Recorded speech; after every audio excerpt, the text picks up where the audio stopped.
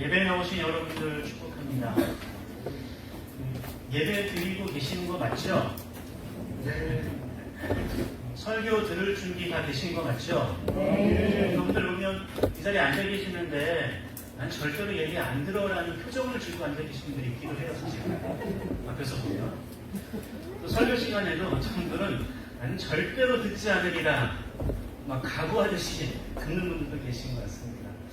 오늘은 다시금 우리 마음을 열고 오늘 우리 할렐루야 성가 정말로 귀한 찬송해 주셨는데 우리는 누구라고요? 주의 백성이요. 맞아요. 우리 주의 백성이기 때문에 다른 사람들, 백성 아닌 사람들은요 굳이 이 시간에 이 자리에 앉아서 예배드릴 이유가 없거든요.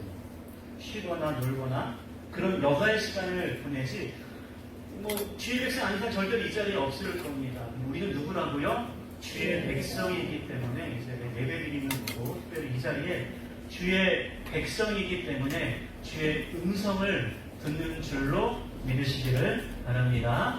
오늘 말씀의 제목이 뭐라고요? 우리 어린이들 청소년들도 많이 앉아 있는데요. 보면 잘 안 들리는 것 같아요. 오늘 말씀의 제목이 뭐라고요? 따로 같이 성령 안에서. 네, 따로 또 같이 성령 안에서. 이 제목만 잘 기억해도요, 오늘 말씀의 핵심을 잘 마음속에 새겨 돌아갈 수 있을 거예요. 따로 또 같이 성령 안에서. 이게 결국 메시지이기 때문에 그렇습니다. 우리가 지난 시간부터 고린도전서에 있는 말씀을 가지고 설교를 듣기 시작했어요. 지난 시간에 고린도전서 6장에 있는 말씀을 가지고 우리가 말씀을 잘 들었습니다. 근데 여러분, 이 고린도전서는요, 고린도 교회를 위해서 바울이 쓴 편지였어요. 여러분, 고린도 교회를 누가 개척하고 담임 목사님이었는지 아십니까? 바울이었거든요. 바울이 1년 6개월 동안에 정말로 온 힘을 다 쏟아서 복음을 전했고 그 가운데 교회를 세웠던 곳이 바로 고린도 교회였어요. 저는 이런 생각이 듭니다. 정말로 바울이라는 분은요, 탁월한 사역자거든요. 복음을 전하는 것도 그렇고 또 많은 학식이 있었기 때문에 너무나 논리 정연하게 말씀을 잘 가르쳤던 대표적인 사역자가 바울이었어요. 그만큼 우리가 읽는 신약 성경의 꽤 많은 부분이 바울에 의해 쓰여진 성경이기도 하죠.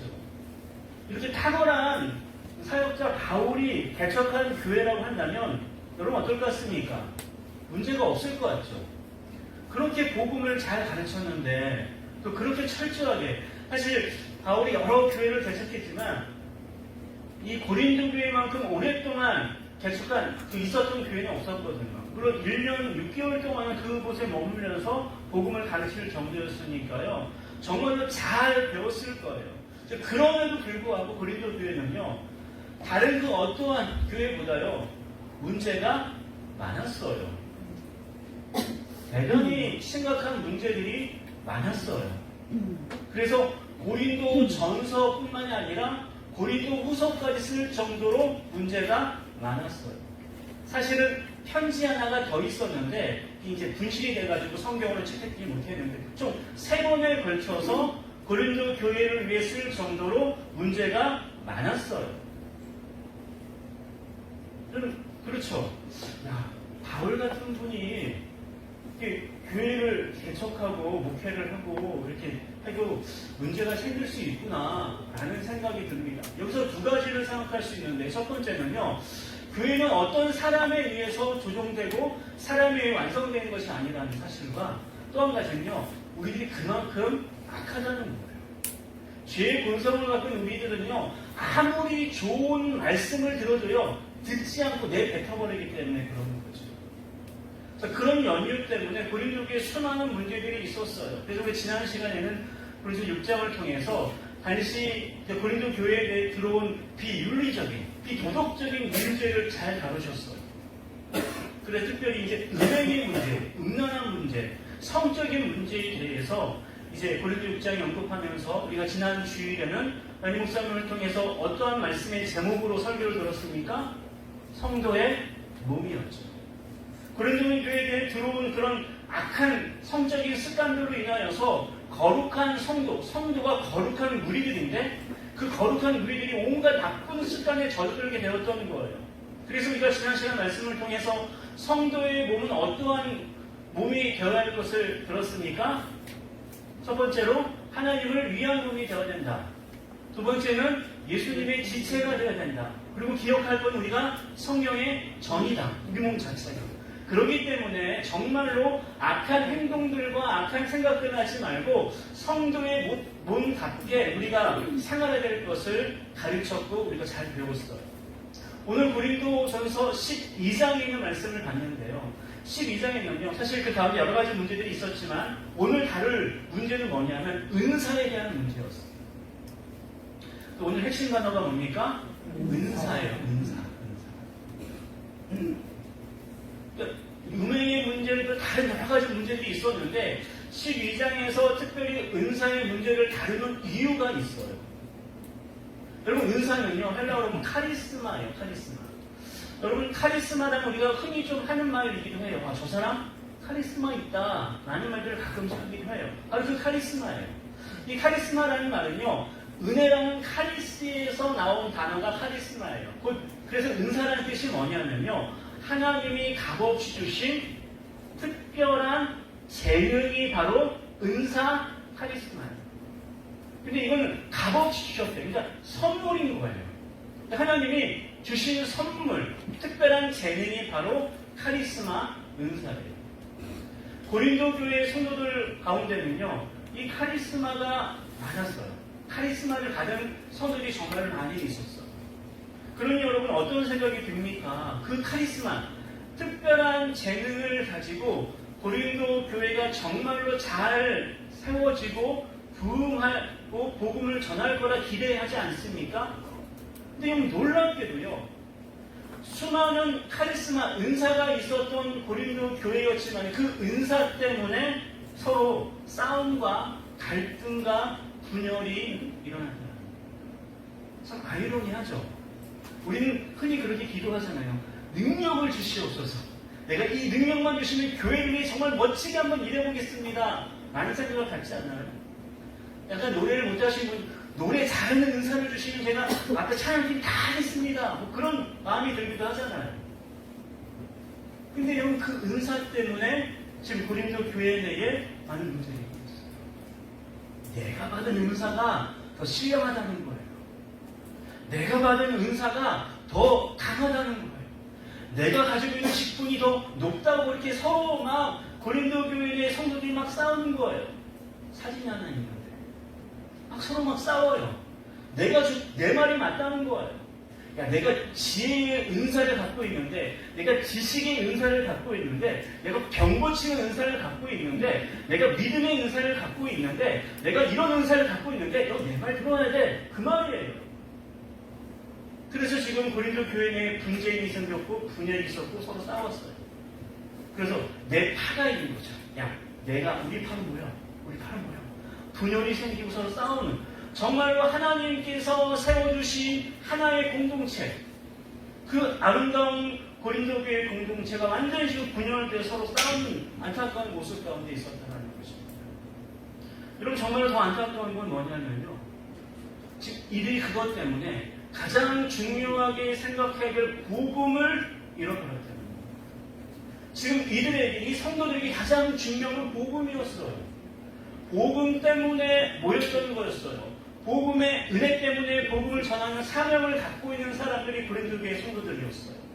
근데 지금 그 복음은 다 사라져 버리고 그 중심 가운데 뭐가 있습니까? 내 의사 때문입니다. 내 주장이 맞다는 거예요. 내가 내 경험에 의하면 내 말을 들어야 돼.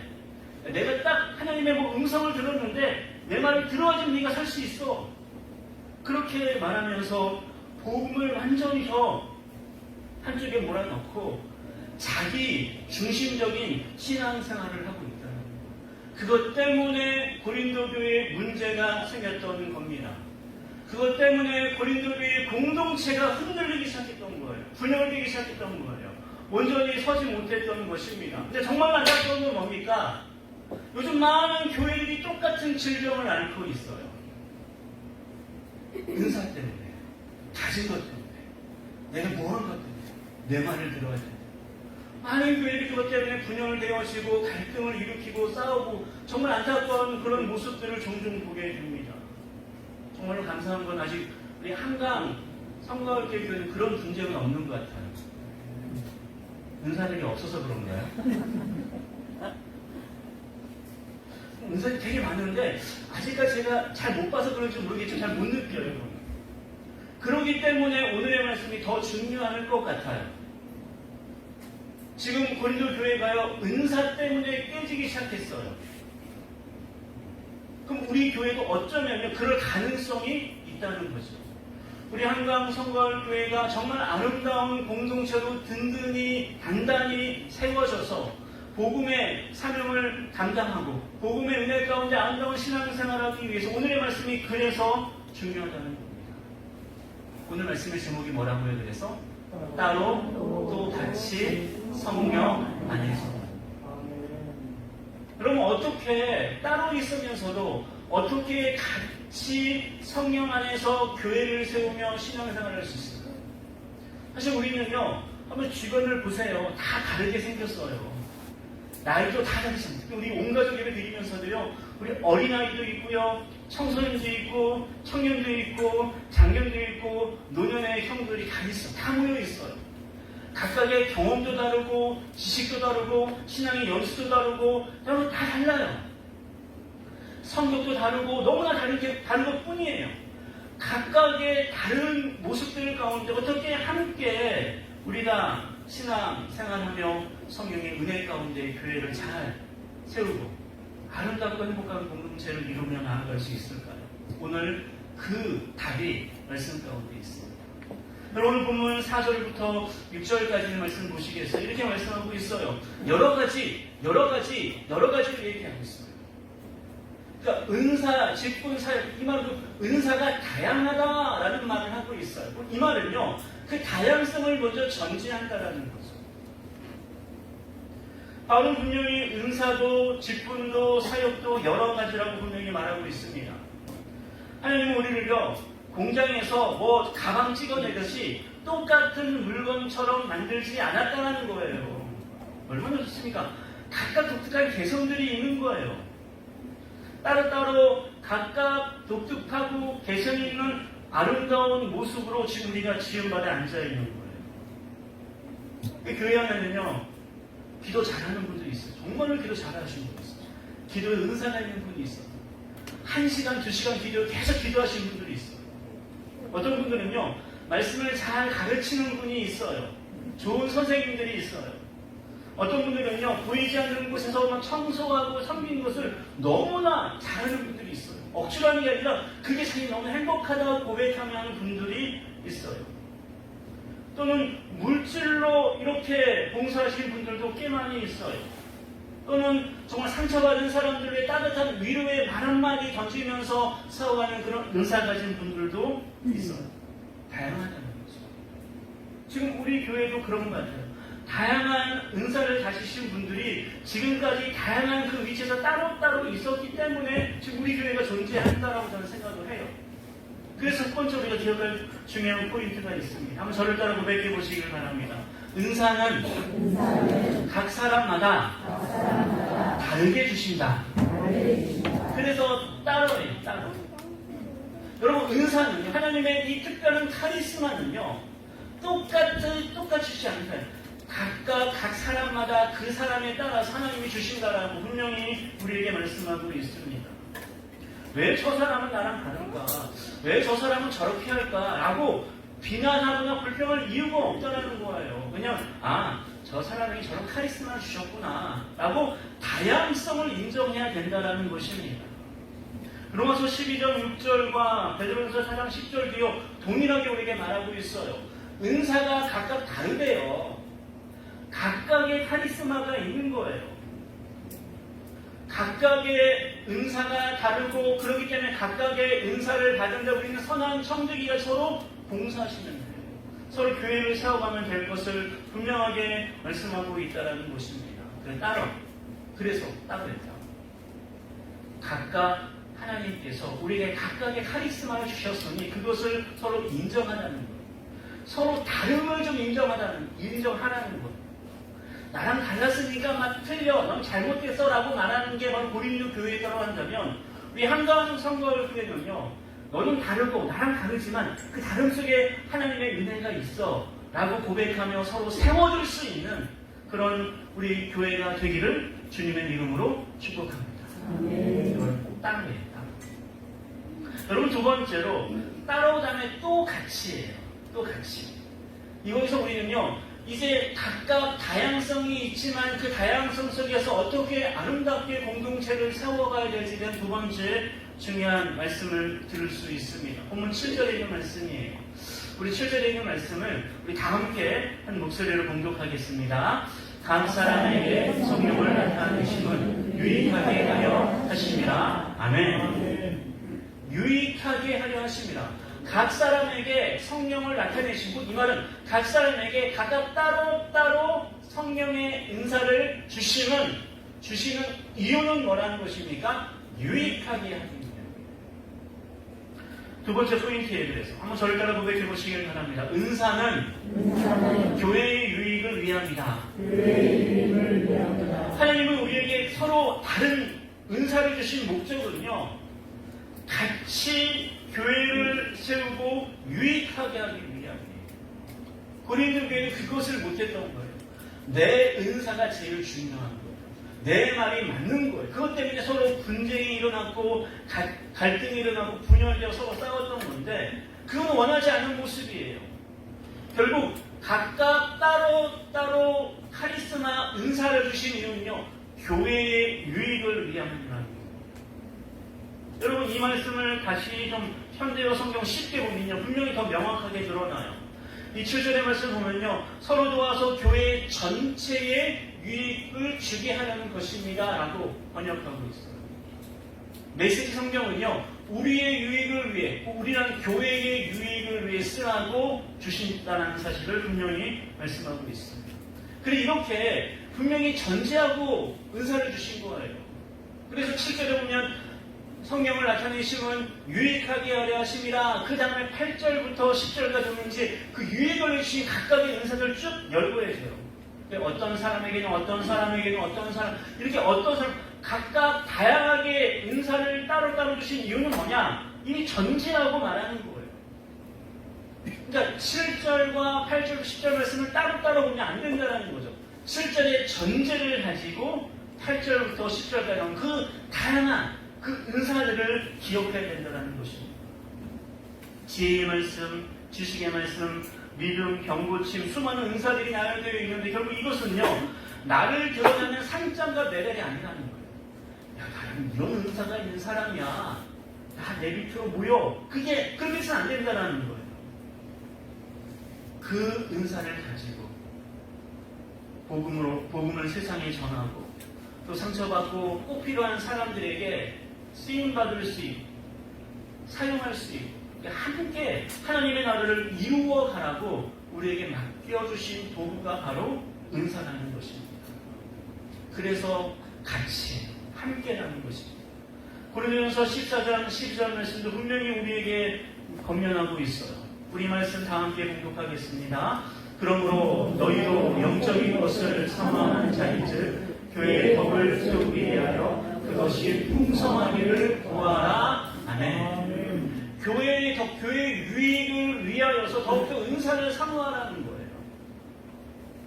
그때 교회의 유익을 위해서 각각 따로 각각 다르지만 함께 교회를 세워갈 수 있고 교회의 복음을 전할 수 있고 아름다운 공동체를 이루어갈 수 있다는 사실을 믿으시기를 바랍니다.